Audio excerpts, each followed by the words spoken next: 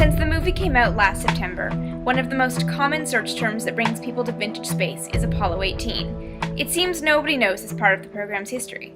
So, was Apollo 18 real? The short answer is yes. The movie Apollo 18 presents Blair Witch-type found footage, supposedly of a lunar mission that ended with the crew being contaminated and killed by rock spiders. That's not what really happened. Towards the end of the 1960s, the Apollo program began losing support and funding. There was concern that the lunar module was too small to support the long-duration missions that would make going to the moon worthwhile, and the potential cost of human life was becoming more obvious. Early in 1970, the last planned lunar landing mission, Apollo 20, was cancelled.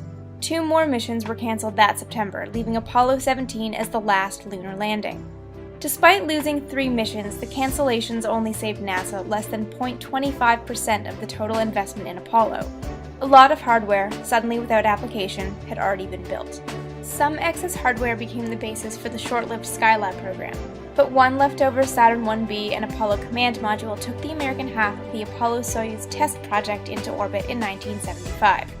Formally designated Apollo 18, the U.S. crew docked with the Soviet Soyuz 19 in July. The name Apollo 18 was rarely, if ever, used. The mission was known by its full name, and the U.S. half, manned by Deke Slayton, Tom Stafford, and Vance Brand, responded to the call sign Apollo. It was a goodwill mission, the first international mission, and the symbolic end of the space race.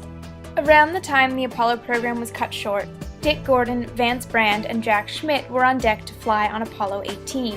Fred Hayes, Bill Pogue, and Gerald Carr were set to follow on Apollo 19. Apollo 20 would have sent Pete Conrad, Paul Weitz, and Jack Loosma, though some sources suggest Stu Rusa and Don Lind would have accompanied Loosma. And now you know the story of the real Apollo 18.